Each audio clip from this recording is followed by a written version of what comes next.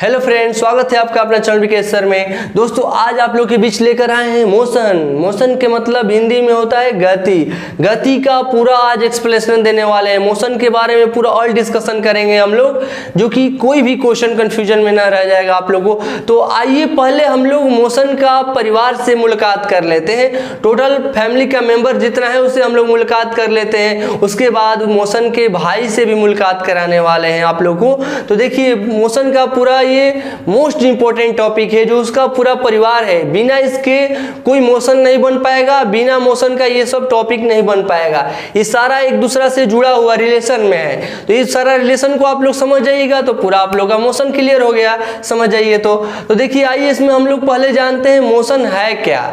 The action और process of moving one place to another place, यानी कोई वस्तु एक जगह से दूसरे जगह अपने स्थान परिवर्तन कर ले, यानी कि चेंजेबल आ जाए, उसमें परिवर्तित आ जाए, तो उसी को हम लोग मोशन कहते हैं। जैसे यहाँ कोई ऑब्जेक्ट है, कोई एक बक्स है, कोई एक बक्सा है यहाँ पर रखा गया है। इसका नाम रख देते हैं ए, यहाँ रख देते हैं, और यहाँ से यहाँ पर ये बक्सा आ गया। किस पॉइंट्स पर, बी पॉइंट्स पर ये बक्सा किसी तरह मूव कर गया। आप लोग यहाँ से उठाकर वहां लेते हैं या घिस कर लेते हैं यहाँ से यहाँ तक, बस ये जगह चेंज कर दिया, इसका स्थिति में परिवर्तन आ गया, एक जगह से दूसरे जगह चला गया, यानी कि ये क्या हुआ, मोशन हुआ। एक जगह से दूसरे जगह स्थान परिवर्तित करेगा तो मोशन इसको कहा जाएगा। जैसे आप लोग ले लीजिए, ये यहाँ पर एग्जाम्पल के तौर पर ले सकते हैं। जैसे बस है, बस यहाँ पर जा रही है,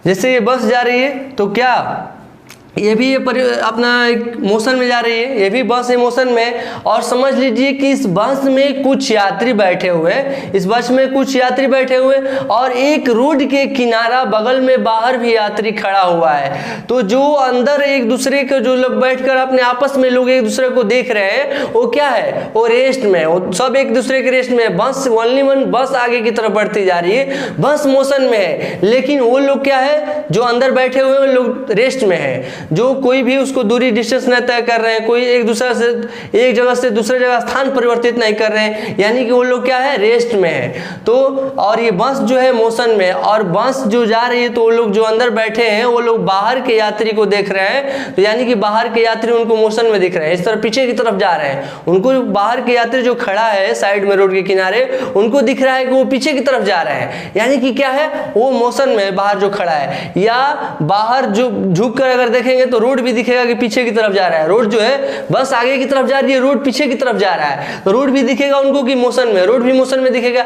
या सपोज दैट ले लीजिए कोई रोड के किनारे बगल में ट्री है, बहुत सारा पेड़ खड़ा है, तो पेड़ भी उनको दिखता है कि पेड़ तो पीछे की तरफ तेजी से जा रहा है, यानी कि पेड़ मोशन में है। तो ये समय के अकॉर्डिंग और सिचुएशन के अकॉर्डिंग मोशन में परिवर्तन आता रहता है। समय के अकॉर्डिंग और सिचुएशन के अकॉर्डिंग वो मोशन में परिवर्तन आता रहता है। जो बाहर व्यक्ति है उनको दिख रहा है बस मोशन में है, और वो लोग जो है रेस्ट में बैठे हुए हैं, लेकिन वो लोग को बाहर वाला व्यक्ति दिख रहा है कि मोशन में है, बाहर वाला मोशन में है, और रोड भी मोशन में दिख रहा है, और पेड़ भी मोशन में दिख रहा है। तो सिचुएशन के अकॉर्डिंग होता है। ओके, आप लोग समझ चुके होंगे एग्जाम्पल के तौर पर कि मोशन होता क्या है। यदि न समझे होंगे इससे तो और इससे आसान से आसान तरीका से आप लोगों को समझाने की कोशिश करेंगे। जैसे एक ट्रेन जा रही है, ट्रेन में दो व्यक्ति बैठा हुआ है, और एक उसका दोस्त भी बाहर वेट कर रहा है, इंतजार कर रहा है कि कब गाड़ी आ रही है। तो अगर वो फोन लगाकर पूछ रहा है कि हाँ हेलो राहुल तुम क्या कर रहे हो, तो बैठे हैं, और राकेश क्या कर रहा है, तो वो पेपर पढ़ रहा है, यानी वो दोनों एक दूसरे के अकॉर्डिंग बैठे हुए हैं, सामने एक दूसरे के बगल में सामने सीट पर बैठे हुए हैं, लेकिन वो दोनों रेस्ट में है। क्या है, रेस्ट में। और जो ट्रेन है वो मोशन में, ट्रेन आगे चलती जा रही है, और ट्रेन से नीचे जो भी दिख रहा है उस दोनों व्यक्ति को, वो भी क्या है, मोशन में दिख रहा है, इसलिए कि उसको चलता हुआ दिखाई दे रहा है। सारा अर्थ भी दिखाई दे रहा है, रोड भी दिखाई दे रहा है, पेड़ भी दिखाई दे रहा है चलता हुआ। और जो बाहर व्यक्ति प्लेटफॉर्म पर खड़ा है वहां से भी ट्रेन क्रॉस कर गई तो उसको मोशन में दिखा, लेकिन बाहर जो खड़ा है उसको अंदर वाला व्यक्ति सब रेस्ट में दिख रहा था। ओके, आई होप आप लोग सारा मैटर समझ चुके होंगे मोशन का।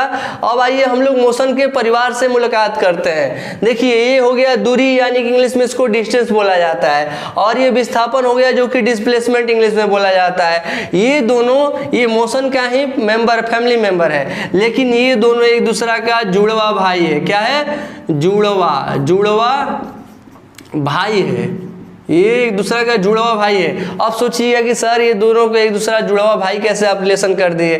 तो देखिए डिस्टेंस होता है जो कोई दो बिंदु के बीच की जगह को ही जो तय करता है उसको दूरी कहते हैं, जिसको हम लोग अंक में मापन करते हैं। जिसको हम लोग अंक में मापन करते हैं क्या, यहाँ से ए से चलना स्टार्ट किया, यहाँ ए हो गया, यहाँ से चलना स्टार्ट किया, किसी तरह किसी भी डायरेक्शन में जा सकता है, ठीक ना।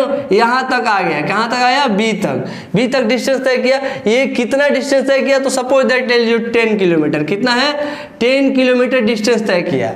तो ये इसका कोई फिक्स डायरेक्शन तो नहीं है ना, इसका कोई फिक्स डायरेक्शन नहीं है, ये डिस्टेंस सिर्फ तय कर रहा है। 10 किलोमीटर डिस्टेंस तय किया ए से बी, इसके बीच जितना डिस्टेंस तय किया इसको मेजर कर लिया था, यानी कि इसको संख्या में इसको माप लिया जाता है कि कितना डिस्टेंस तय किया, इसी को हम लोग दूरी कहते हैं। अब सोचिए कि इसका जुड़वा भाई विस्थापन क्या करता है, तो विस्थापन का भी टोटल डिफिनेशन यही होता है, यही इसका डिफाइन होगा कि 1 प्लस 2 अंदर प्लस जाता है, लेकिन ये शॉर्ट डिस्टेंस तय करता है और एक फिक्स निश्चित दिशा में तय करता है, एक निश्चित दिशा में तय करता है, इसीलिए ये डिस्प्लेसमेंट होता है। इसीलिए बहुत सारा कंफ्यूजन लोग होता है कि what is different between distance and displacement, distance और डिस्प्लेसमेंट में अंतर क्या है। तो यही डिस्टेंस और डिस्प्लेसमेंट में अंतर है कि डिस्टेंस का कोई डायरेक्शन नहीं होता है और डिस्प्लेसमेंट का खुद अपना डायरेक्शन होता है, कि जैसे यहाँ शॉर्ट डिस्टेंस तय करता है, ए से बी के बीच में जो दूरी तय कर दे रहा है, यही डिस्प्लेसमेंट हुआ, यही क्या हुआ, डिस्प्लेसमेंट हुआ, यही डिस्प्लेसमेंट हुआ, यानी कि विस्थापन हो गया। विस्थापन इसके ए से बी जो ये जो डिस्टेंस तय किया, यहाँ से यहाँ तो यहाँ से चलते चलते गया लेकिन बी तक पहुंचा, और ये भी ए से बी ही तक पहुंचा है, लेकिन ये शॉर्ट डिस्टेंस तय करके पहुंचा है और एक फिक्स डायरेक्शन में पहुंचा है। ए से बी गया है नॉर्थ में या साउथ में या ईस्ट में या वेस्ट में, किसी भी डायरेक्शन में ही जाएगा, ये एक फिक्स डायरेक्शन इसका रहेगा, इसलिए डिस्प्लेसमेंट होता है। ओके, तो अब आप लोग सोच रहे होंगे कि डिस्टेंस और डिस्प्लेसमेंट से क्वेश्चन कैसे पूछेगा। देखिए इसके बारे में बताने वाले हैं हम आपको। डिस्टेंस से क्या होता है, डिस्टेंस कभी भी एक पॉजिटिव यानी कि धनात्मक होता है। डिस्टेंस कभी भी पूछेगा कि पॉजिटिव होता है, नेगेटिव होता है, जीरो होता है, तो डिस्टेंस क्या होता है, हमेशा पॉजिटिव ही होता है। इसलिए कि कभी भी 1 मीटर आगे बढ़ेगी, कभी साइकिल भी चला के देख लीजिए, मोटरसाइकिल भी चला के देख सकते हैं, या आप पैदल भी चल के देख सकते हैं, किसी तरह से आप समझ सकते हैं कि जितना कदम बढ़ाएंगे या जितना स्पीड से आगे गाड़ी बढ़ेगी वो आगे बढ़ती जाएगी, उसमें डिस्टेंस ऐड होता जाएगा। 1 मीटर, 1 सेंटीमीटर, 1 किलोमीटर, 100 किलोमीटर, कितना भी ऐड होता जाएगा उसमें, इसलिए वो धनात्मक होता है, कभी भी डिस्टेंस ऋणात्मक नहीं होता है। डिस्टेंस जितना तय करेंगे 1 प्लस 2 अंदर प्लस वो क्या हो जाएगा, डिस्टेंस धनात्मक होता है, इसलिए डिस्टेंस कभी भी पॉजिटिव ही होता है। ओके, अब जानना होता है कि हम लोग की डिस्टेंस क्या होता है, स्केलर क्वांटिटी होता है या वेक्टर क्वांटिटी। स्केलर क्वांटिटी के मतलब अदिश राशि और वेक्टर क्वांटिटी के मतलब सदिश राशि होता है, जो कि इसके बारे में विस्तृत रूप से आप लोगों को देंगे और बनाएंगे इसके बारे में, अगला नेक्स्ट वीडियो बनाने वाले हैं स्केलर और वेक्टर क्वांटिटी के बारे में। लेकिन यहाँ पर सिर्फ हम लोग को ये जानना है कि ये स्केलर क्वांटिटी है या वेक्टर क्वांटिटी है। तो आप कैसे पहचानेंगे कि स्केलर क्वांटिटी कौन सा होता है और वेक्टर क्वांटिटी कौन सा होता है, वो तो आप लोग इस वीडियो में पहचान करा दे रहे हैं बिल्कुल। तो देखिए, जिसका मैग्नीट्यूड और डायरेक्शन फिक्स होता है वो वेक्टर क्वांटिटी होता है, जिसको मतलब कोई उसका परिणाम होता है, कोई उसका रिजल्ट होता है और उसका फिक्स कोई डायरेक्शन होता है, उसको हम लोग क्या बोलते हैं, वेक्टर क्वांटिटी कहा जाता है, और यानी कि सदिश राशि कहा जाता है। और जैसे में जिसका कोई डायरेक्शन नहीं होता है, सिर्फ उसको मेजरमेंट किया जा सकता है, मतलब कि उसका माप तौल किया जा सकता है कि कितना डिस्टेंस तय किया, क्या किया, लेकिन उसका कोई एक फिक्स डायरेक्शन नहीं होता है, उसको हम लोग अदिश राशि कहते हैं, यानी कि स्केलर क्वांटिटी इंग्लिश में बोला जाता है। तो देखिए स्केलर क्वांटिटी कौन सा हो जाएगा, डिस्टेंस में कोई डायरेक्शन नहीं है, डिस्टेंस में कोई डायरेक्शन नहीं है तो क्या हो जाएगा, ये अदिश राशि हो जाएगा, ये क्या हो जाएगा, अदिश राशि हो जाएगा, यानी कि स्केलर क्वांटिटी होता है ये। ओके, अब आप लोग समझ चुके होंगे ये स्केलर क्वांटिटी होता है और ये पॉजिटिव धनात्मक होता है। अब जानना होगा कि इसका एसआई यूनिट क्या होता है, इसका एसआई यूनिट क्या होता है। बहुत सारा क्वेश्चन पूछता है कि SI unit of distance, SI unit of distance, दूरी का ऐसा यूनिट क्या होता है दोस्तों, दूरी का ऐसा यूनिट होता है मीटर पर सेकेंड, मीटर पर सेकेंड, आप लोग याद कर लीजिएगा। अब आइए देखिए डिस्प्लेसमेंट के बारे में जानते हैं कि डिस्प्लेसमेंट क्या होता है। देखिए धनात्मक होता है कि ऋणात्मक होता है कि क्या होता है। तो देखिए ये डिस्प्लेसमेंट ही एक ऐसा जगह है जो कि ये कभी भी पॉजिटिव भी हो सकता है और कभी भी निगेटिव भी हो सकता है, मतलब कि धनात्मक भी हो सकता है और ऋणात्मक भी हो सकता है, और ये जीरो भी हो सकता है। कैसे, आप सोचिएगा कैसे। तो पॉजिटिव तो जितना, जैसे मैं यहाँ से यहाँ तय किए, ए से बी तक तय किए तो यहाँ पर ये तो पॉजिटिव हुआ, और बी से भी सी तक किए तो ये भी पॉजिटिव हुआ। लेकिन फिर क्या किया गया कि अगर ऐसी सी से फिर वापस कर तो वापस होकर वापस लौटा उसी डायरेक्शन में उसी स्पीड से, फिर यहाँ तक आ गया तो ये क्या हो जाएगा, ए से भी आगे क्रॉस कर गया तो क्या होगा, ऋणात्मक हो गया, यानी कि और ऋणात्मक हो जाएगा। और आगे जब बढ़ते जा रहा है स्लिप तो धनात्मक होगा। लेकिन कभी कभी ऐसा भी सिचुएशन होता है कि ए से चलना स्टार्ट किया, ए से चलना स्टार्ट किया और जितना के स्पीड से जितना डिस्टेंस जितना समय में तय किया उतना ही डिस्टेंस उतना ही की स्पीड से उतना ही समय में फिर वहीं पर वापस आ गया, तो उसका क्या होगा, जीरो हो जाएगा। क्या हो जाएगा, उसका डिस्टेंस डिस्प्लेसमेंट, उसका डिस्प्लेसमेंट कभी भी जीरो हो जाएगा दोस्तों। ओके, आप लोग समझ चुके होंगे। ये धनात्मक, ऋणात्मक और जीरो भी हो सकता है सिचुएशन के अकॉर्डिंग। जब ऐसे क्वेश्चन पूछेगा तो आप लोग इस बात को ध्यान में रखिएगा कि सर बोले थे कि कब कैसे पॉजिटिव और नेगेटिव और जीरो होता है। अब आइए जानते हैं कि इसका एसआई यूनिट क्या होता है। इसका एसआई यूनिट क्या होता है, तो देखिए दोस्तों, इसका भी SI unit unit of displacement, इसका ऐसा यूनिट डिस्प्लेसमेंट का क्या होता है, इसका भी मीटर पर सेकेंड ही होता है। लेकिन ये क्या है, कौन सा क्वांटिटी है, कौन सा राशि है ये डिस्प्लेसमेंट। तो देखिए डिस्प्लेसमेंट कभी भी सदिश राशि ही होगा, क्योंकि आप लोगों को अभी पीछे बता चुके हैं सदिश राशि किसे कहते हैं, जिसको मेजरमेंट किया जा सकता है, इसका मैग्नीट्यूड मालूम है यानी कि माप तोल किया जा सकता है, और इसका फिक्स डायरेक्शन हो उसको हम लोग क्या बोलेंगे, सदिश राशि यानी कि वेक्टर क्वांटिटी बोलेंगे। तो देखिए डिस्प्लेसमेंट में क्या है, इसका डिस्टेंस भी मालूम है, इसका मैग्नीट्यूड मापा भी जा सकता है कितना किलोमीटर तय किया, और इसका फिक्स डायरेक्शन भी है कि नॉर्थ की तरफ की साउथ की तरफ की ईस्ट की तरफ की वेस्ट की तरफ तय किया है। इसलिए क्या है, ये वेक्टर क्वांटिटी होता है, यानी कि ये सदिश राशि होता है, ये सदिश राशि होता है, डिस्प्लेसमेंट सदिश राशि होता है। अब आप लोग ये दोनों जुड़वा भाई के बारे में अच्छा खासा नॉलेज प्राप्त कर लिए, ये क्या होता है डिस्टेंस और क्या होता है डिस्प्लेसमेंट, और इससे कैसा कैसा क्वेश्चन बन सकता है। अब आइए हम लोग जानते हैं दोस्तों चाल और वेग के बारे में, यानी कि चाल को हम इंग्लिश में स्पीड बोलते हैं और वेग को इंग्लिश में वेलोसिटी बोलते हैं। ये भी एक दूसरा का जुड़वा भाई है, ये भी दोनों जुड़वा है, ये भी दोनों जुड़वा भाई है एक दूसरा का। जैसे दूरी और विस्थापन है उसी तरह चाल और वेग भी एक दूसरा का जुड़वा भाई है। अब सोच रहे होंगे कि कैसे ये दोनों एक दूसरा का भाई हो गया।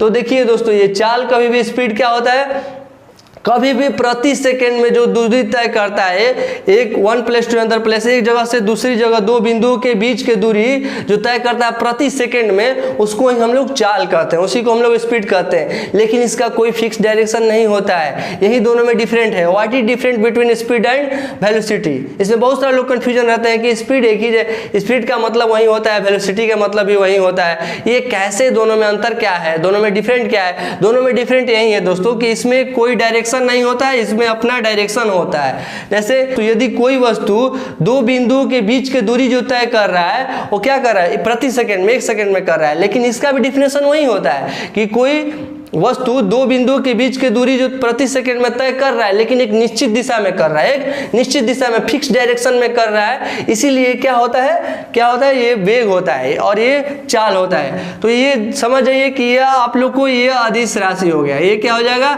अदिश राशि हो जाएगा, क्योंकि ये स्केलर क्वांटिटी हो गई, इसलिए कि इसमें डायरेक्शन मालूम नहीं है और इसमें डायरेक्शन मालूम है, इसमें डायरेक्शन मालूम है, इसलिए क्या हो जाएगा, सदिश राशि हो जाएगा, सदिश राशि हो जाएगा वेलोसिटी, इसलिए कि इसमें डायरेक्शन मालूम होता है। अब आइए इसका क्या एसआई यूनिट होगा। इसे क्वेश्चन कर सकता है कि चाल का एसआई यूनिट क्या होता है। तो देखिए इसका एसआई यूनिट जानना होगा।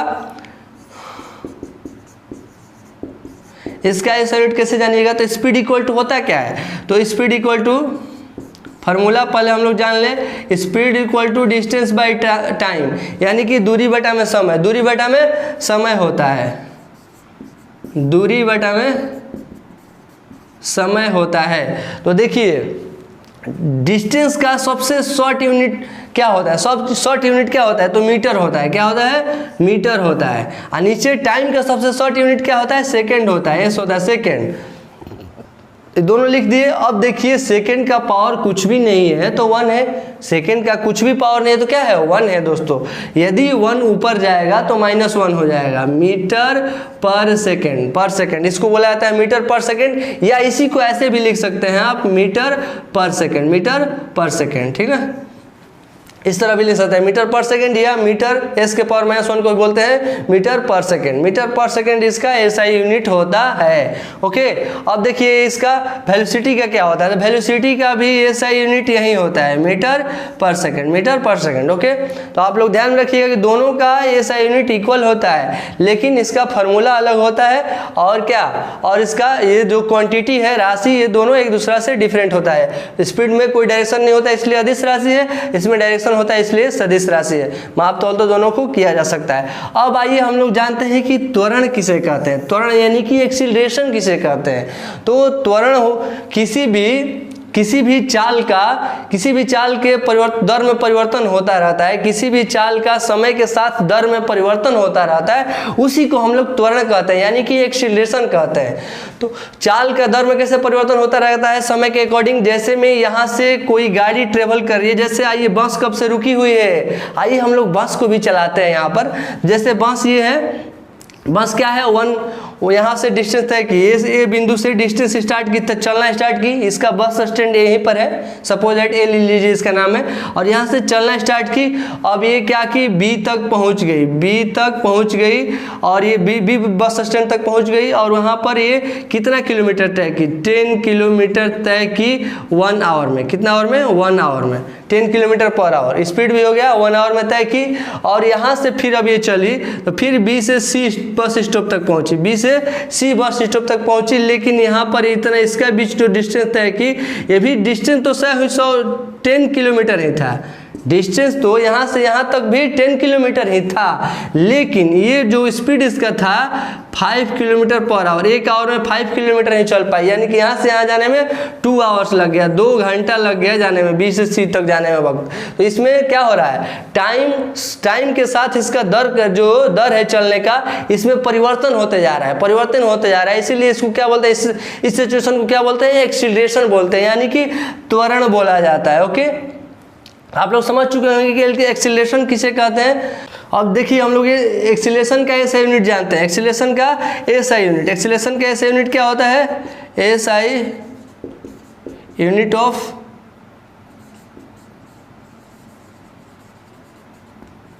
एक्सीलरेशन का SI यूनिट क्या होता है, तो एक्सीलरेशन का SI यूनिट होता है मीटर पर सेकंड स्क्वायर होता है त्वरण का SI यूनिट, मतलब त्वरण का मात्रक क्या होता है, मीटर पर सेकंड स्क्वायर होता है। यदि समय के साथ वस्तु का वेग घटता जाता है तो वो ऋणात्मक हो जाता है, यानी कि इसी को कहा जाता है कि मंदक हो गया, मंदक आप लोग समझ रहे होंगे। बहुत लोग बोलते हैं कि अरे यार बाजार में मंदा पड़ा हुआ है, कुछ भी बिक नहीं रहा है, कुछ भी इसी तरह जो है, और ये मंदा पड़ा हुआ है, ये चीज़ मिल नहीं रहा है, बहुत सारा चीज़ को ये बुक नहीं मिल रहा है मार्केट में बहुत प्याज महंगा हो गया है, प्याज का मंदा पड़ा हुआ है मार्केट में। ऐसा बहुत सारे एग्जांपल के तौर पर ले सकते हैं आप, जो इसी को मंदा बोलते हैं। हमको उम्मीद है कि आप लोग मोशन के परिवार से मुलाकात कर लिए और उसके बारे में अच्छा से नॉलेज भी प्राप्त कर लिए।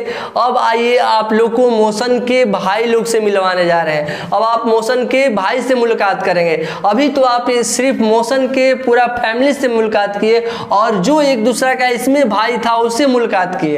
अब आप लोगों को देखिए मोशन के भाई से मुलाकात कराने वाले हैं। मोशन के भाई से मुलाकात करके आप लोग सारा मोशन के बारे में और टोटल मोशन का खजाना जान जाएंगे, क्वेश्चनों का खजाना। ये मत समझिएगा कि ये रियल मेटल और नॉन मेटल, ऐसा बात नहीं है। मोशनों की खजाना के बारे में आप लोग को बताने वाले हैं, जिससे कि एग्जाम में एक भी क्वेश्चन बाकी नहीं रहेगा आप लोग का।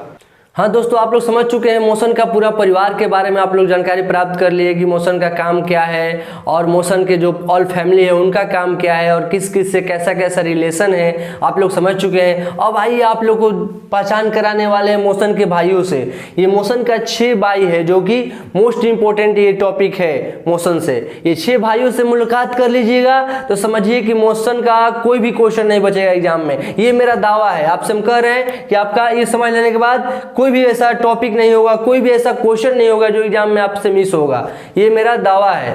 आप लोग बस वीडियो को स्किप न कीजिएगा, ध्यानपूर्वक देखिए वीडियो को, सारा आप लोग कंसेप्ट क्लियर हो जाएगा मोशन में। तो आइए मिलते हैं हम लोग इससे पहले भाई से, इसका सरल रेखीय गति। जो पहला भाई इसका कौन सा है? सरल रेखीय गति। इसको इंग्लिश में बोलते हैं स्ट्रेट लाइन मोशन। देखिए इसका डिफिनेशन इसके टॉपिक में ही छुपा हुआ है, आसानी से आप लोग समझ सकते हैं। सरल रेखीय गति इंग्लिश में क्या बोलते हैं? स्ट्रेट। स्ट्रेट मतलब सीधा। क्या होता है? स्ट्रेट मतलब सीधा, लाइन मतलब रेखा, लाइन मतलब रेखा, और मोशन मतलब गति होता है। तो सीधा रेखा में जो गति करता है कोई भी वस्तु, उसको हम लोग कहते हैं सरल रेखीय गति कहते हैं। यदि आप लोग को समझ में नहीं आया होगा तो आप लोग एग्जाम्पल के तौर पर समझ सकते हैं, जो कि पिक्चर के माध्यम से आप लोगों को अच्छे तरह से समझ में आ जाएगा। देखिए एक सीधी सड़क पर, इस सीधी सड़क पर जो कार जा रही है, कार को जाती हुई जो उसमें गति उत्पन्न हो रहा है, जो गति प्रोवाइड कर रही है, उसी में सरल रेखीय गति होता है। और सरल रेखीय गति होता है सीधा सड़क पर, या सीधा कोई भी पथ हो,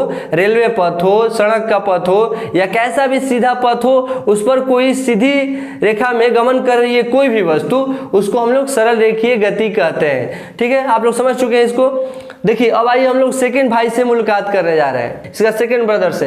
ये क्या है? वृत्तीय गति होता है, जिसको इंग्लिश में बोला जाता है सर्कुलर मोशन। सर्कुलर मोशन, वृत्तीय गति क्या होता है? जो वृत्तीय पथ पर गमन करता है उसे हम लोग वृत्तीय गति कहते हैं। जैसे कोई भी ले लीजिए, जैसे एक सूर्य हो गए, सूर्य हो गया, पिक्चर के माध्यम से समझ सकते हैं। सूर्य हो गए, सूर्य के चारों तरफ उसके ऑल प्लेनेट जो है, ऑल ग्रह है, सब चक्कर लगाते हैं अपना अपना एक्सिस पर, अपना अपना पथ पर सब चक्कर लगाता है। तो क्या हो गया? सर्कुलर मोशन हो गया। उसमें जो गति उत्पन्न हो रहा है, सारा ग्रह जो है, जैसे पृथ्वी को ही ले लीजिए, पृथ्वी सूर्य के चारों तरफ चक्कर लगा रही है, तो उसमें कौन सा गति उत्पन्न हो रहा है? कौन सा गति उत्पन्न हो रहा है? वृत्तीय गति उत्पन्न हो रहा है, सर्कुलर मोशन उत्पन्न हो रहा है। जैसे अब अर्थ को ही ले लीजिए, पृथ्वी को ही चारों तरफ एक उनका उपग्रह कौन सा है? मून है, चंद्रमा है। चंद्रमा चक्कर लगा रहा है पृथ्वी के चारों तरफ, उसमें भी चंद्रमा में भी जो गति उत्पन्न हो रहा है वो कौन सा? सर्कुलर मोशन, यानी कि वृत्तीय गति उत्पन्न हो रहा है। कोई भी ऐसे वृत्तीय पथ पर चक्कर लगा रहा है, उसमें जो गति उत्पन्न हो रहा है वो वृत्तीय गति ही होगा।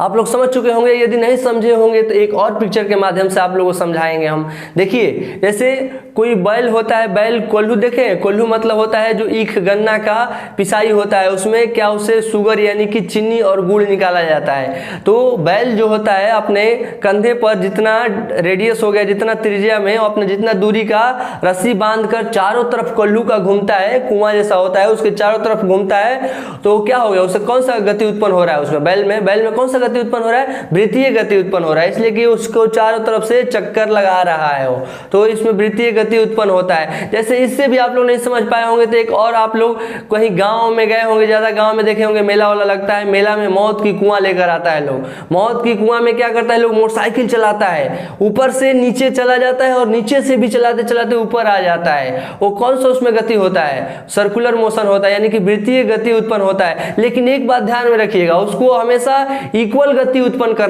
करना होगा। उसको इक्वल गति से 60 किलोमीटर पर आवर के स्पीड से जा रहा है तो 60 किलोमीटर पर आवर के स्पीड से ही गाड़ी चलना चाहिए। थोड़ा सा बढ़ाने का प्रयत्न करेगा तो नीचे गिर जाएगा। उसमें इक्वल गति होना चाहिए हमेशा, जब तक कि नीचे उतर न जाए। और निचला फाइनल स्टेप पर जाता है तो क्या करता है? स्लो करके अपना गति कम कर लेता है, लेकिन बाकी जो दूरी तय करता है सब में इक्वल गति उसके पास होता है, तब जाकर वो नहीं गिरता है। नहीं तो आप लोग समझ जाइए तुरंत गिर जाएगा अगर अधिक गति करेगा, प्रयास की अधिक गति में हम आ जाए तो। ठीक, ऐसे जो भी कोई भी ऑब्जेक्ट हो, कोई भी वस्तु हो, अपना जो वृत्तीय पथ पर गमन करे उसमें वृत्तीय गति ही उत्पन्न होता है। आप लोग समझ चुके होंगे अच्छे से वृत्तीय गति, इतना एग्जाम्पल के माध्यम से समझाया गया, क्लियर हो गया होगा। आइए अब तीसरा भाई से मुलाकात करते हैं, घूर्णन गति। घूर्णन गति क्या होता है? रोटेशनल मोशन इंग्लिश में इसको बोला जाता है। रोटेशनल मोशन क्या होता है? ये वृत्तीय गति का जुड़वा भाई होता है। एक ये ससुरा जुड़वा भाई होता है घूर्णन गति, वृत्तीय गति का। वो कैसे? तो वो जो था वो चारों तरफ अपने सर्कुलर पथ पर घूमता था, चारों तरफ सर्कुलर पथ पर घूमता था, तो वृत्तीय गति उसमें उत्पन्न हो रहा था। इसमें भी वही होता है, लेकिन इसमें एक डिफरेंट है क्या कि ये जो है ये चारों तरफ से घूमता है वृत्तीय पथ पर, लेकिन अपना एक्सिस बना लेता है, अपना फिक्स एक्सिस होता है, उसी पर चारों तरफ से घूमता है। उसमें जो गति उत्पन्न होता है, कोई भी इसमें वस्तु हो, कोई भी वस्तु ले लीजिए, वो अपना जैसे एक्सिस पर ही घूम रहा है। जैसे आप ले लीजिए दीवार फैन होता है, ऊपर का छत का फैन होता है जो पंखा, वो अपना एक फिक्स जगह पर उसको अटका हुआ है, वहीं पर चक्कर लगा रहा है, वहीं पर वो चक्कर लगाता है, उसको हम लोग क्या कहेंगे, घूर्णन गति कहेंगे। आप लोग एग्जांपल के माध्यम से समझ सकते हैं, ये पिक्चर भी देखकर अपना ये जो छत का पंखा होता है वो क्या होता है, फिक्स जगह पर रहता है, वहां पर चारों तरफ वो घूर्णन करता है, वहीं से वो नहीं इधर जाता है ना इधर जाता है, कहीं और नहीं जा सकता है, उसको हम लोग घूर्णन गति बोलेंगे, रोटेशनल मोशन बोलेंगे। या आप लट्टू देखे होंगे गांव में, लट्टू लड़का खेलता है, लट्टू भी फेंकेंगे इस तरह तो वो जहां पर पड़ेगा वहीं पर घूर्णन करेगा, वहीं पर घूर्णन करता है, अपना फिक्स पॉइंट बना लेता है वहीं से। उस तरह की वस्तुओं में जो गति उत्पन्न होती है उसको हम लोग क्या कहते हैं, घूर्णन गति कहते हैं, यानी रोटेशनल मोशन कहते हैं। अब आइए हम लोग समझते हैं दोलन गति। दोलन गति क्या होता है, इसको इंग्लिश में बोला जाता है वाइब्रेशनल मोशन। तो देखिए दोलन गति आप लोग अच्छे तरह से पहचान जाएंगे, इसके नाम में ही इसका डिफिनेशन छुपा हुआ है दोस्तों, ज्यादा टेंशन नहीं लेने का। दोलन गति, दोलन मतलब क्या होता है, हिलना, जैसे बूढ़े लोग चलते हैं हिलते हैं इधर से उधर, उसी तरह दोलन गति होता है अपना। दोलन गति कैसे, जैसे कोई भी वस्तु अपने मध्य अवस्था से, यानी कि बीचों बीच वाला अवस्था है जो उधर से दाएं या बाएं दोनों तरफ अपना गति गमन करेगी, उसी को उसमें जो गति उत्पन्न होगा उस तरह की गति को क्या बोलते हैं हम लोग, दोलन गति बोलते हैं। जैसे आप लोग ले लीजिए पेंडुलम, पेंडुलम क्या होता है, बीच में ऐसे लटका रहता है और इधर भी जाएगा उतना ही इधर भी जाएगा, दोनों तरफ गति करेगा, मध्य स्थिति से अपना दोनों तरफ गति करेगा, उस तरह की गति को हम लोग क्या बोलते हैं, दोलन गति बोलते हैं। जैसे पिक्चर के माध्यम से आप समझ सकते हैं, पिक्चर ये देख करके कि ये पेंडुलम होता है जो दीवार पर घड़ी होता है, पेंडुलम घड़ी, उसमें दोलन कैसे करता है, उसके सुई जो होता है अपने मध्य स्थिति से दाएं और बाएं दोनों तरफ गति करता रहता है, वो दोलन गति होता है। या आप लोग सबसे बेटर तरीका से इस पिक्चर के माध्यम से समझ सकते हैं, जो झुलवा झूलते हैं कोई बच्चा झुलवा झूलता है तो उसमें जो गति उत्पन्न होता है वो उसमें भी दोलन गति ही उत्पन्न होता है दोस्तों। ऐसे देखते हैं पीछे की तरफ जाता है और आगे की तरफ जाता है, जहां पर मध्य अवस्था में रहता है उसका मध्य स्थिति होता है, जो सेंटर होता है मिडिल पॉइंट्स, वहां से आगे भी जाता है और पीछे भी आता है, ढकेलते हैं हम लोग तो आगे भी और पीछे भी आता है जाता है, उसमें भी दोलन गति होता है। तो आप दोलन गति समझ गए होंगे आसानी तरीके से। अब अगला उसका भाई से मुलाकात करते हैं। देखिए मोशन का पांचवा भाई कौन सा है, आवर्ती गति, यानी कि इसको इंग्लिश में क्या बोलते हैं, पीरियोडिक मोशन। जब कोई वस्तु एक निश्चित समय अंतराल के बाद फिर वो अपना पुनः गति दोहराता रहता है, पुनः गति अपना दोहराता रहता है, उसी तरह की गति को हम लोग क्या कहते हैं, आवर्त गति कहते हैं। हमको उम्मीद है कि आपको समझ में नहीं आया होगा, यदि तो आपको यहाँ पिक्चर के माध्यम से क्लियर समझा देंगे हम आपको। देखिए आवर्त गति क्या होता है, जैसे एक दीवार घड़ी ले लीजिए, उसमें एक मिनट का सुई है, वो सुई क्या करती है, चारों तरफ से घूमती हुई जाती है, एक बार फिर 12 पर पहुंच जाती है। ये नहीं होता है कि 12 पर जाकर रुक जाएगी, फिर दोबारा चल देगी, फिर घूमकर फिर 12 पर जाएगी, ऐसे बार बार दोहराती रहेगी उस गति को बार बार दोहराती रहेगी। उसी ऐसी गति जो उत्पन्न होता है उसको क्या बोलते हैं, आवर्त गति बोलते हैं, यानी कि पीरियोडिक मोशन बोला जाता है। आप लोग समझ चुके होंगे दोस्तों। हाँ दोस्तों, आइए अब हम लोग मोशन का छठवां भाई यानी कि लास्ट भाई ये बचा हुआ है, इसको बोलते हैं प्रक्षेप्य गति। इससे मुलाकात किया जाए कि प्रक्षेप्य गति क्या होता है। इसको इंग्लिश में बोला जाता है प्रोजेक्टाइल मोशन। प्रोजेक्टाइल मोशन क्या होता है ये हम लोग जानते हैं। देखिए, जब यदि कोई वस्तु को प्रारंभिक वेग मानी स्टार्टिंग फोर्स लगाकर फेंका जाए और वो फिर गुरुत्वाकर्षण बल के प्रभाव के चलते फिर वो नीचे खींचने लगेगी। धरती में गुरुत्वाकर्षण बल होता है, आप लोग जानते हैं, वो नीचे की तरफ खींचने लगेगी तो फिर कहीं से जितना फोर्स लगाए उतना ऊपर जाएगा, उतना दूरी तय करेगा, उसके बाद वो नीचे गिरने लगेगा। तो उस तरह का जो शेप बनता है, आकार बनता है, उसको क्या बोलते हैं, परवलयाकार बोलते हैं। जैसे कि लिप्स टाइप का होता है, वो इस तरह का आकार बनेगा, उसको परवलयाकार कहेंगे। और जो परवलयाकार में गति उत्पन्न होगी उसी को हम लोग कहते हैं प्रक्षेप्य गति। आप लोग एग्जाम्पल के माध्यम से समझ सकते हैं। जैसे कोई क्रिकेट खिलाड़ी, आप लोग क्रिकेट तो इतना बच्चों से, जैसे आईपीएल भी चल रहा है, आप लोग देख रहे होंगे, बहुत सारा हिट लगता होगा, छक्का चौका,